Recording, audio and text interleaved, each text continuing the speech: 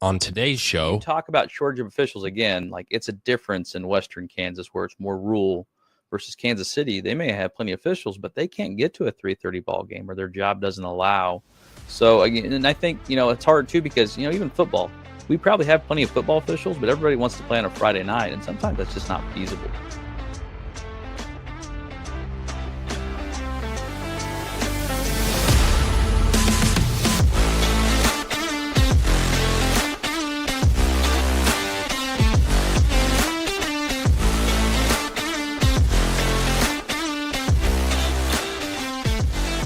High school sports fans, welcome to the show.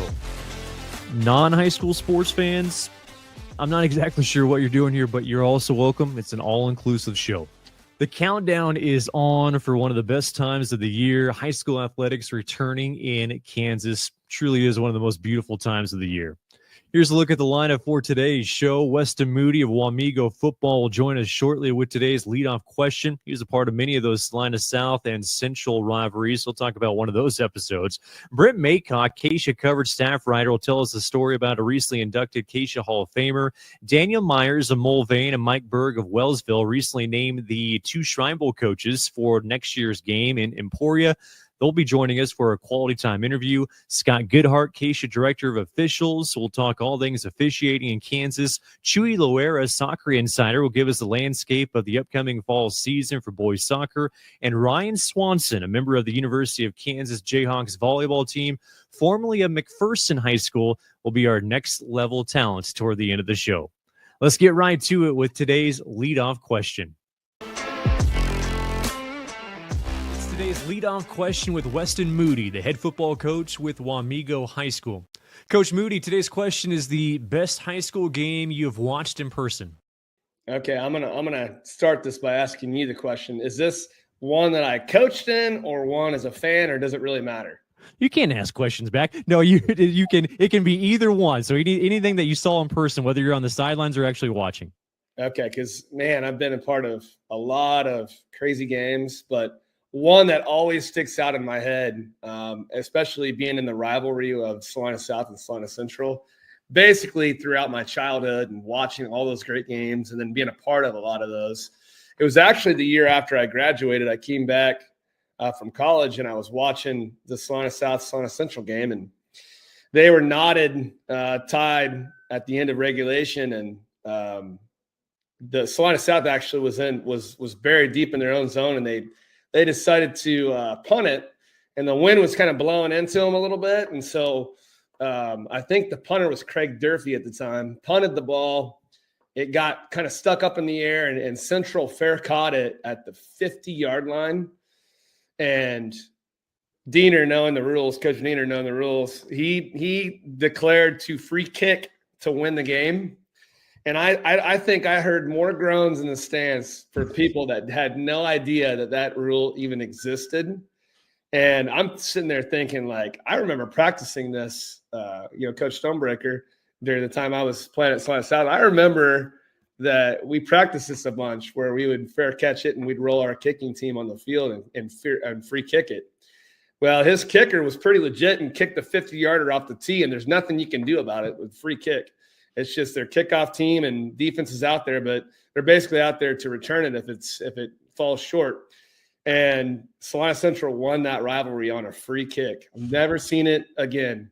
In the history of all the games I've been to, I've never seen that happen. And it was crazy. But just part of the environment as well. It's just, a lot of people went to Salina South Central rivalry at that time. And so it was a complete packed house, and a lot of South fans pissed off about it because they didn't know the rule.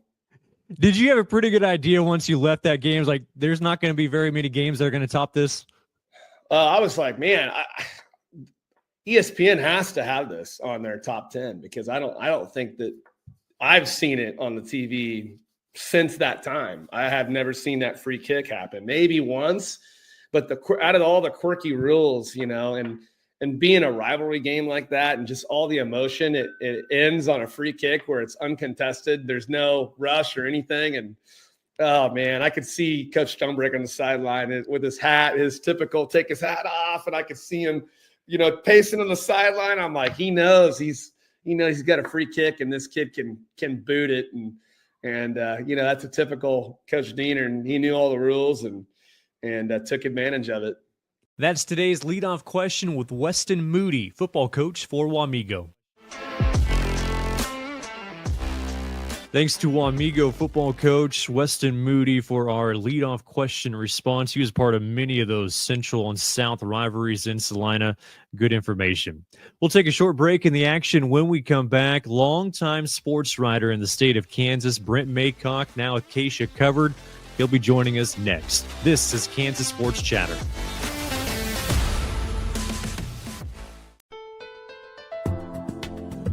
The key to a great game is sportsmanship. It is essential to show respect to your opponents, teammates, coaches, and yourself. Playing hard, being fair, and having fun are what sportsmanship is all about. Whether you win or lose, congratulate your team and opponents for their hard work and dedication. Good sportsmanship is about demonstrating integrity, fairness, and respect. Let's show the world what true sportsmanship is all about this season. Kansas Sports Chatter is not your ordinary sports show. It's fast-paced, has tons of interviews, and is a celebration of all the successes that high school athletics bring us. Hear from statewide guests, the coaches, the players, officials, media personalities, and all the recognizable big names that make high school athletics so great in Kansas. Kansas Sports Chatter, where sports and entertainment collide. Check it out on YouTube or anywhere you download your podcasts.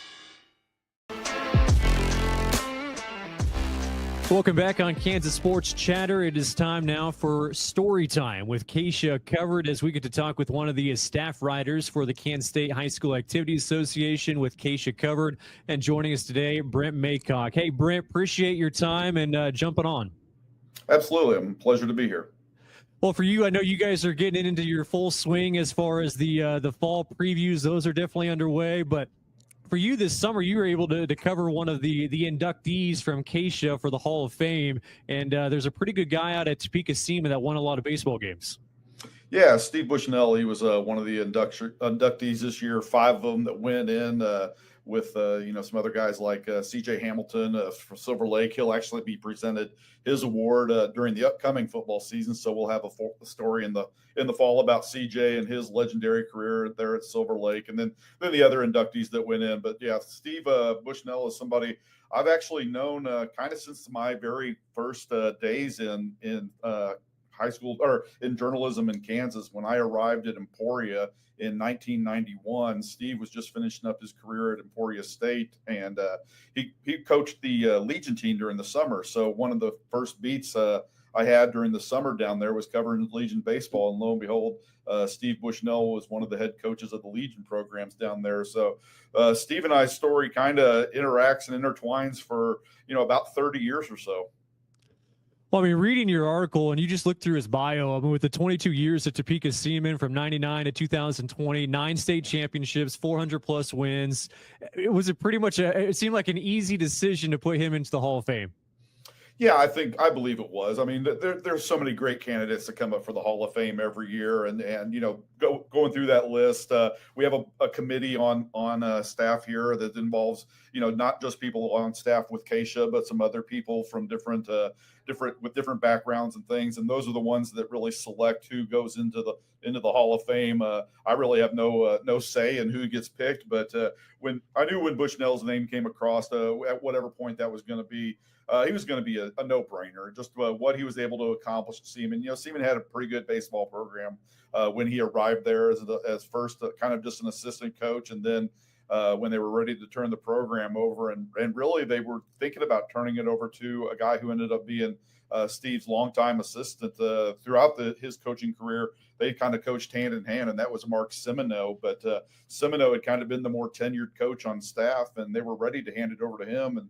And Semino, to his credit, said, "Hey, I think I could do a good job, but I know there's a guy on staff here that will do a great job with this, and it'd be a pleasure for me to work with him, and he's the right guy for this job." And so that's kind of how it came that Steve took over, and then what he did basically, that just speaks for itself.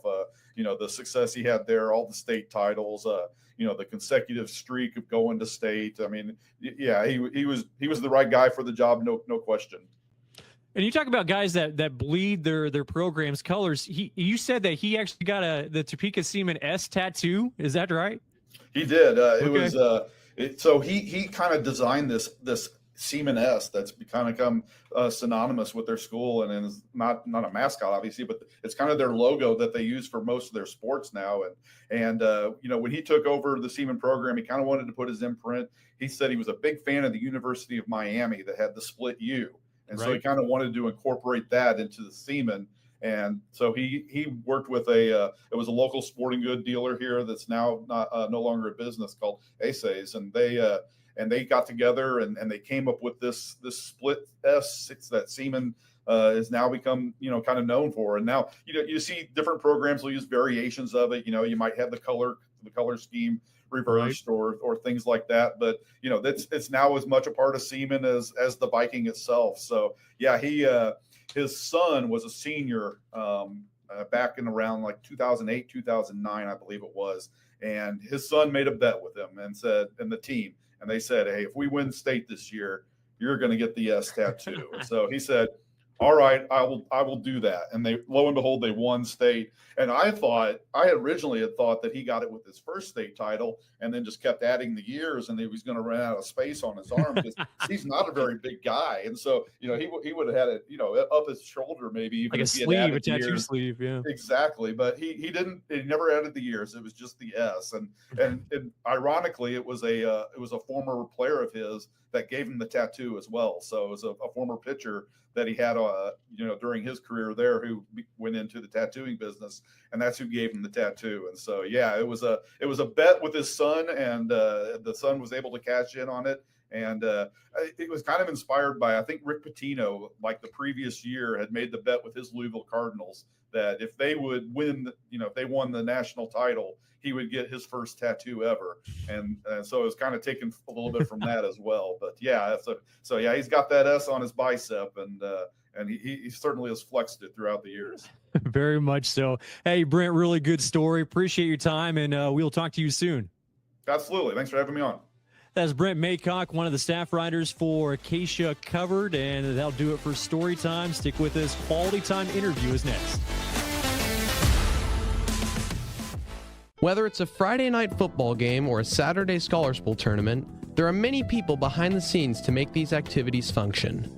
The Kansas State High School Activities Association and the Student Advisory Team would like to thank all those who make these events happen for our students. Without school administrators, event workers, custodians, officials, transportation personnel, and office staff, these events would not be possible. Your hard work and dedication allow students throughout the state to participate in the activities that they love.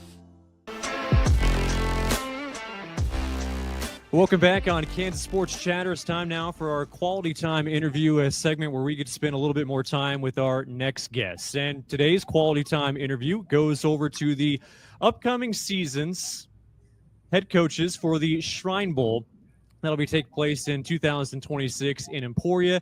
Daniel Myears, the head coach of Mulvane football, will be leading the West, and also Mike Berg out of Wellsville football will be leading the East. Guys, appreciate you jumping on. Appreciate your time. Thanks for having us. Yes, thank you. Well, first of all, I mean, when the selections came out and you guys were notified that you were going to be the next head coach for either the East or the West, what was your initial reaction? We'll start with Coach Myears. So my experience this past Shrine Bowl was unbelievable. I mean, the coaches, the organization, the players. And so I told my wife on the way home from Dodge City, I said, if I ever have the opportunity to do this again, I will definitely be saying yes. And then, when the conversation started happening about, becoming the next head coach, I was like, well, I'm going to be a man of my word, and I'm going to say yes. And, this past season was the first time I had been a part of the Shrine Bowl, and just everything was right about it. And so I'm extremely humbled and honored to have this opportunity to do this. Coach Berg, what was your reaction? I second Coach Myears. I was very honored, very humbled. It was actually my first time, being an assistant on the Shrine Bowl staff. And the bar on the east side is raised high by Coach Michael. He did a great job as being the head coach and just made the whole week fun. It was entertaining. being around some of the best coaches and best players in the state. And then it was also very humbling being around the children of the Shriners and just knowing, the Shriners' mission and how important it is and why we're playing the game. I'm excited to be a part of it again. Obviously, both of you got big priorities as far as focusing on your respective seasons for your teams this fall. But what is being the head coach of the Shrine Bowl for next summer? What responsibilities does that add to your schedule, Coach Myears? Well, I think some of that remains to be seen. I talked to Coach Dingle and, just say, told him I was going to lean on him a little bit as we go through this process. What he's kind of told me is that, during our season, there's really not a ton that'll be on our plates. It allows us to kind of focus on our teams. But once that happens, as we get into, the selection process, that'll probably be the next big thing. And as we mentioned earlier, just kind of keeping our eyes a little more peeled as we go through the fall than what I normally might have on the state. That'll probably be on my mind a little bit more than it typically is. So. Coach Berg, how do you attack it as far as those months leading up to the Shrine Bowl? Like Coach Myears said, first and foremost, we are going to emphasize, our season this fall, get our team ready to play this fall. I am very fortunate to have a great assistant coaching staff. And the week that I was gone this summer, they didn't miss a beat. They kept our guys in the weight room, kept practicing. And so I feel real confident that, the next summer when I miss a week, that they're going to be in good hands again. But the months before, I know we have to assemble a staff. We have to meet with our staff, decide who's going to be the offensive and defensive coordinators, and pick a team. And I know a lot of the best players in the state will be moving forward to their colleges and won't be able to play. So we've got to find, replacements. And I know that takes a lot of time too. Talking with the next year's head coaches for the Shrine Bowl in Kansas, and Coach Myears, as far as that wish list, do you start licking your chops a little bit as thinking about those seniors for next year that could potentially be on that West team?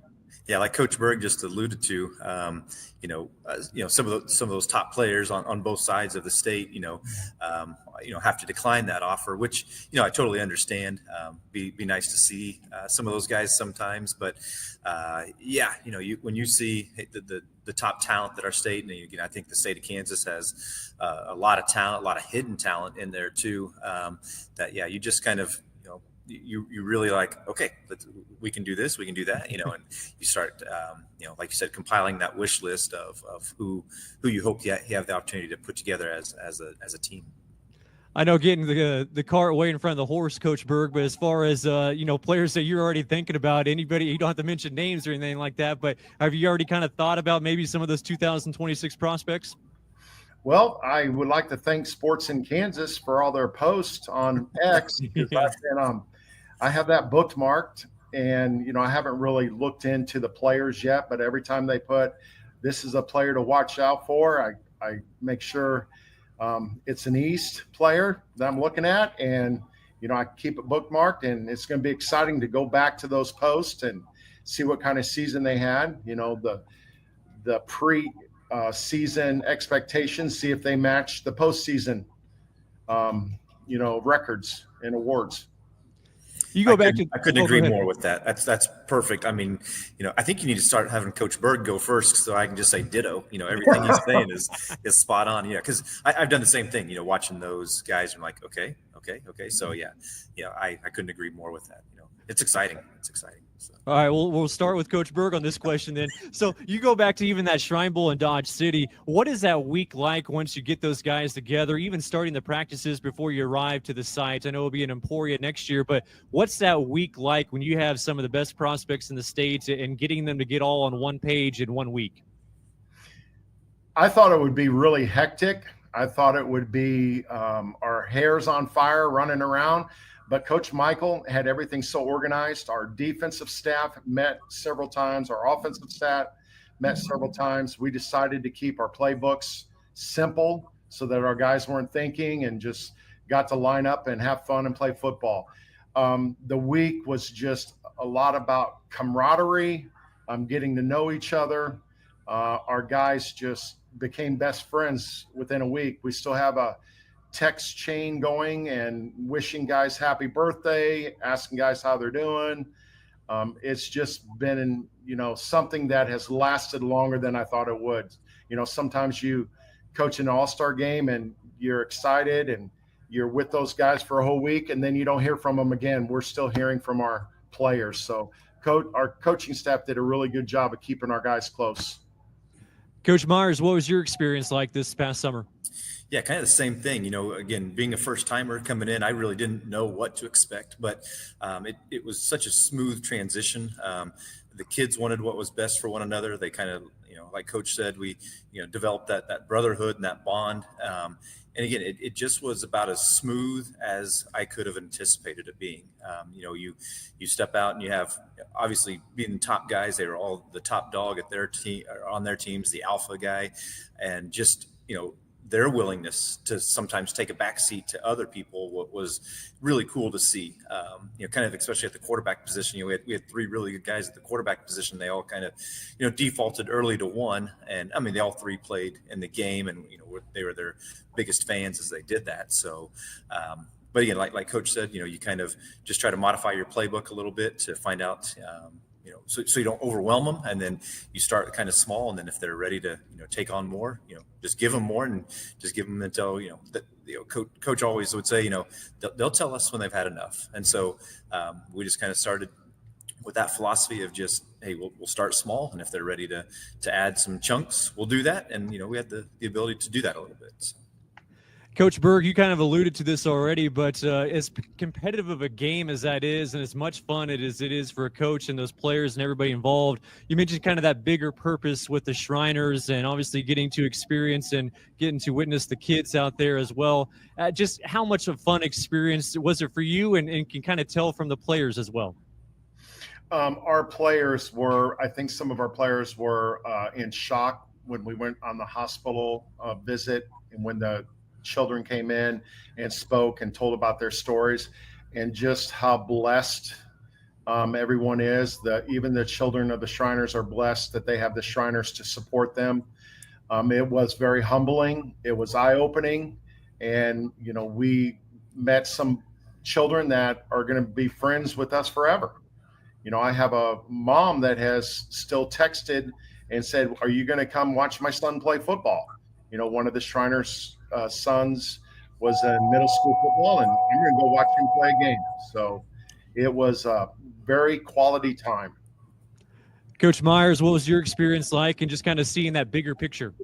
Yeah, that's an incredible story that Coach tells. I mean, that's awesome that they are continuing that. I agree. I thought the biggest thing after the hospital experience is both teams were back together and they were kind of bouncing some questions off, the little family feud type thing. But then when the question came to, both the East and the West side of, what did you guys learn? I was like, those are dang good answers from these young men. I mean, I feel like all of the experience extremely serious. I feel like that they really invested, they asked great questions. So just the overall experience and the just what the Shriners do. I mean, at the drop of a hat, one story that stuck out to me was one young man was having some problems with some screws in his ankle. They were kind of like trying to back out or causing him some pain. And they said after the call that they made to the Shriners, they had somebody on their doorstep within 30 minutes ready to drive them to St. Louis. And I was like, wow.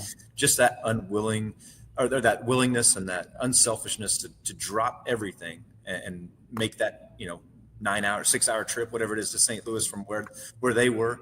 I was just like, that's special. That's super special.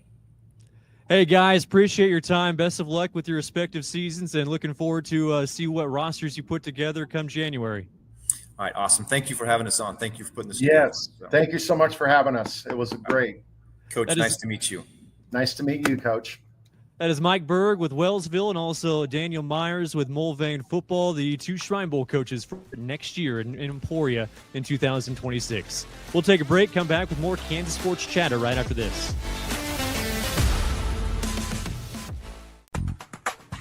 Referees and game officials are a vital part of high school athletics. These men and women take time out of their lives to ensure a safe and fair environment for student athletes. As you attend sporting events this year, keep in mind the hard work and dedication of the officials. Respecting officials and authority figures is one of the most valuable lessons that we can teach our students. The Kansas State High School Activities Association and the Student Advisory Team would like to thank all those who take the time to officiate our competitions. Are you looking for a new way to promote your business or organization? Do you want to get your message out to a statewide audience that loves high school sports in both urban and rural areas? Kansas Sports Chatter has advertising opportunities from commercials, sponsoring specific guests, product placements, and even a premier sponsorship. Let Kansas Sports Chatter promote your brand. Contact ksportschatter@gmail.com for more advertising details. That's ksportschatter@gmail.com. Come join the chatter. Welcome back on to Kansas Sports Chatter. Time now for Stripes and Whistles with Kansas referees. And to guide us into this segment, we bring in Scott Goodheart, the Kansas State High School Activities Association Director of Officials. How are we doing today, sir? Hey, I'm good, man. Thank you for having me. Excited to be on. Love to talk about officiating stuff and just kind of anything in general. So, but appreciate you having me on. Love Central Kansas. So we love you here too. Now, for this segment, for especially introducing this segment, going forward, we're going to talk about different techniques in officiating, maybe different rules, and just things that officials are looking for in a variety of sports. For this one, kind of maybe a broader stroke here, Scott, officiating numbers. How do things look in the state of Kansas right now? I know that's been a point of emphasis for KSHSAA and for a number of folks for a number of years. Yeah, so nationwide, we've heard about there's a shortage of officials.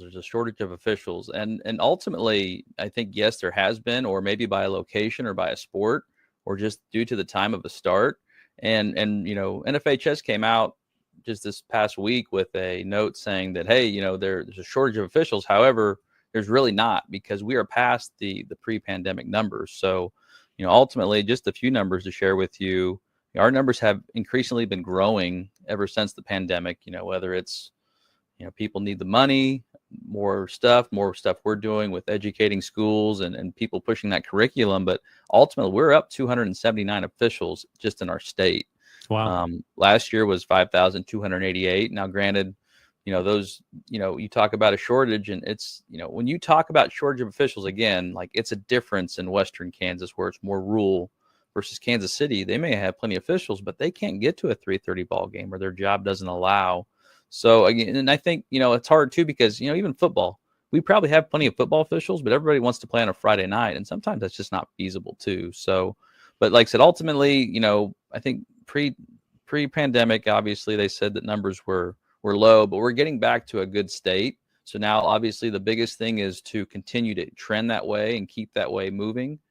Sometimes they talk about officials number, they talk about recessions or different things like that people are looking for additional money. And obviously officiating is a good supplemental income potentially. So there's probably some truth to that as well, I would say. Where do you still see the biggest demand for officials? Is there a specific sport that stands out in Kansas? Ultimately, football is kind of probably one of the harder ones, I would say, even though numbers are pretty good at that. But if you think about it, if you're on a crew, you are dedicated for at least 9 weeks of varsity football, sometimes even more. Basketball, I think, is tough just because there's a lot of judgment that goes into basketball. If you talk to our colleagues in the southwest part of the state, soccer is huge. Like, there's a huge need for that. But then in Kansas City, there's a lot more soccer going on. So we have a lot more officials there for that. And they can obviously bounce over from the Missouri side if they need to. So again, it's just very unique. I would say one of the ones that's probably alarming is softball, just to the fact that our average age of officials is probably oldest in the softball group compared to others. So, but even like wrestling, those numbers are good. We get a lot of help from the KWA and the KWCA where they support. They'll pay for kids, or even, I say kids, but basically high school students to register. That way they can work those youth tournaments and get some experience. So, I mean, I don't want to sit here and be a negative Nancy or anything to that nature to say that, we have shortages. We do, but ultimately we're in a pretty good state. So I think it's just that key piece of, trying to educate kids or educate people to be, I'm not saying, we all have competitive bones in our body, right? When people are keeping score, there's a different thing about it, but still we're human. We need to treat officials as humans. That's where it comes into effect. And a lot of times, like, I will say this to this day, that they're not yelling at you, the person. They're yelling at the shirt. That's they see the stripes, so therefore they think it's a cheap admission price to come in and let's heckle the officials. So, I mean, I think that's just the nature of it, unfortunately. But however, I do think there are many times that stuff crosses the line that shouldn't be taken either. So, for someone that wants to try it out for officiating, what's the learning curve like for a rookie? What resources are available for them to just get better? So we try to do a lot of training stuff in the summertime because that seems to be kind of a good opportunity for low-key opportunities just to, kind of ease into it a little bit. There's a lot of clinics that go on that are really good. We've tried to get some more of those in the southwest part of the state with baseball, for example. We got one started at Dodge City. And, you think about it and, yeah, you can sit there and talk about positioning and outs and balls and things like that. But how many of them actually have to call a ball or strike? And that's the very first thing they're going to see. So we even added in some bullpen sessions, which you think is, well, that's kind of silly to add that. But if you think about it, that's a lot of times that has to be discussed because that first time a ball comes in that's on the white and you got to make a decision if that was a ball or a strike, you kind of freeze up. Right. I was talking with a colleague from football. It's the same thing as we sit here and we'll look at plays and positioning where we need to be at. But what's the very first play of the game? It's a kickoff. Do any of the officials maybe know where to stand on the first year? Probably not, because we didn't do kickoffs at the jamboree or a clinic or anything, the 7-on-7s, whatever other things that were offered. So, I think, like I said, ultimately summertime is a great, low pressure, low key, low opportunity to go in and do that stuff. However, right at the start of the season, that's where you get a lot of your repetitions. Volleyball clinics, we've had those going for a long time from our office. Football clinics, the LOAs, which there's not really any LOAs in the western central part of the state, which is unfortunate, but there's opportunities that way. There's so much stuff out there now for, if I look at kids and stuff with technology, you can go on YouTube and see stuff. NFHS Learn has some officiating courses that are really good. So, I mean, YouTube, sky's the limit. I mean, social media, it is all over, man. That's the crazy part of this, to where a lot of people can see that. So, hey, Scott, appreciate the time. Look forward to our chats going forward. All right. One thing I did want to add too, as far as we're talking about, educational things, I want to give a big shout out to Ref Reps. They're kind of our officiating curriculum group that we partner with. If I could, any part of the state, if you threw a dart, there's a lot of schools doing it. I know Central Plains is one that's looking at starting it there in Great Bend, which is awesome, or the Great Bend, Barton County area. La Crosse was another one that's been going for a while. And I want to say even Kensley's, Maxville's, a lot of the schools are doing it, which is really awesome to help educate and get individuals in that. But again, if you want to learn more about becoming an official, go to KSHSAA.org, click on the officials tab, go to the central hub, and happy to assist. And like I said, my information's everywhere. Happy to help however I can. So, Scott, good stuff. Stay busy, man. All right. Appreciate it. Thanks for the time. That is Scott Goodheart, KSHSAA Director of Officials here on Stripes and Whistles with Kansas Referees. Here's a hard truth. If your business isn't using AI in its marketing, you've already fallen behind. But there's an advertising agency in Kansas that can get you back up to speed. That agency's name is Myears Enterprises Media Research. The name sounds dry because the company's run by engineers, not salespeople. They use superior research and analytics that drive results with surgical precision. Marketing doesn't have to be a gritty battle in the trenches. Your business can win from the box. Visit their website, mediaresearch.agency, to learn more. It's time now for Soccer Chatter with Chuy Loera, who has been heavily involved with the soccer program in Great Bend for a number of years, whether it's been as a player or now as a coach for the Panthers. But he serves as our soccer insider as we get to kind of dive into, well, I guess around the state, Chuy, on what's going to happen for this upcoming fall for boys soccer. And I guess for you and many, many others out there across the state, this is kind of an exciting time of the year as the season gets close. Yeah, I mean, it's a clean slate for everybody. All coaches are, of course, optimistic about what their teams can do. And so everyone feels good at this point up until you start playing those first 2-3 games and you really figure out where you're setting at in the state. But as of right now, the preview that I got here, starting off in the 6A, let's start with the East teams. Going off of the championship game last year, you got Blue Valley West and defending champs Shawnee Mission East. Both of those teams winning programs, winning history. And so I don't see why both of those teams can't make it to the top again in 6A this year.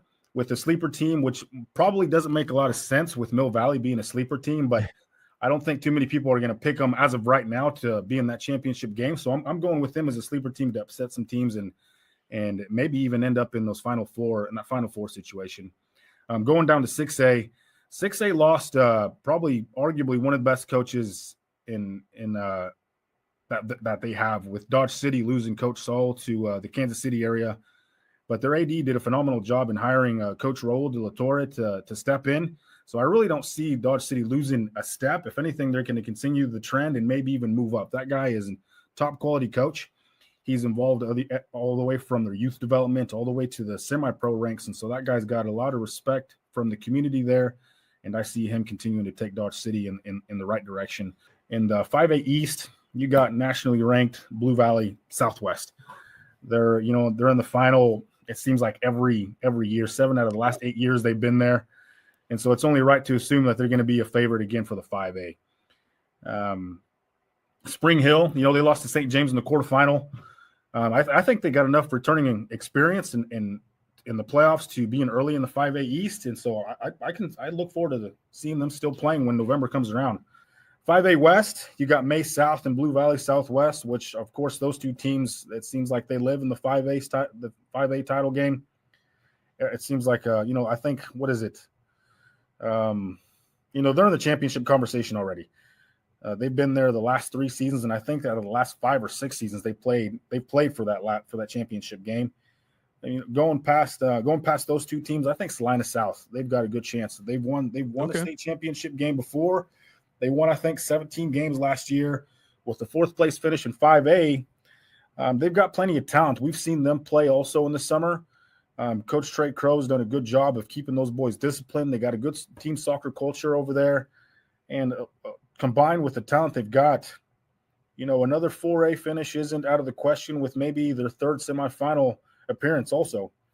Now this sleeper team, I'm probably going to get a hard time from our Great Bend faithful here, but sleeper team, Hayes. Okay, I like it. Don't tell anybody I picked them, but they posted a 10-win season last year in a very competitive WAC conference. I still don't think WAC gets enough credit for the quality of soccer that we can provide here. But they played well against every opponent last year, and they lost to the eventual state runner-up in May South, and they played them pretty close, 1-0 in that quarterfinal game. So I think Hayes has enough pieces to not only challenge every opponent, but possibly sneak into the late rounds again in the 5A playoffs. Everyone in 4A is aware of what Rose Hill can do. So with a pair of state championships already, the Rockets are going to be a problem for 4A again, a problem for anybody in 4A this year. So Wichita Trinity, my second pick. As long as they get past Bishop Myears in the playoffs, I think they continue to trend well, and they could very possibly be in the 4A title game again this year. They've had like 3 different coaches in the last 5 years, and it doesn't matter. Wichita Trinity, when it comes to 4A soccer, they win games. Yeah. Sleeper team, Breen Academy, they lost to Wichita Trinity. But Wichita Breen Academy, I think they mix in some 6A teams. I know they add in some 5A teams, so it gives them good experience going into the 4A playoffs. And so I think they're a fair choice for a sleeper team. And then McPherson's going to be my last team that I can pick for a sleeper team. They can compete with anybody. They live in an interesting area where they're playing 6A teams with Hutch. They're playing strong teams like May South. And so they're mixing it in with top 5A, 6A teams. And that's going to put them in a good place with that experience, again, to make a strong case for themselves once playoff soccer gets near. So I know that as of right now, that's just kind of a preview, but I think those are fair choices to look for when playoff soccer rolls around. But really, in soccer, it's a race to 10 wins. Once you get to that 10-win spot, then you can kind of dial in a little bit more as far as who's going to really make a good push for those once regionals comes around. But as of right now, I think we're sitting pretty good at what we've got picked here. Chuy, appreciate the time. Look forward to touching base with you later on in the season to see how some of those picks are going. Yeah, thanks for the opportunity, and I look forward to talking to you again. That is Soccer Chatter with Chuy Loera, our soccer insiders. Stick with us. We'll have our next level talent after this.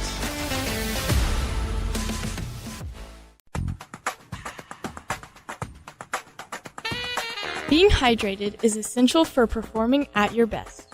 Remember to drink plenty of water before, during, and after practice or game. Fuel your body with hydration, balanced meals, and rest to recover and stay fit. Staying healthy means you maintain your strength and continue performing at your best. Hydrate your way to success.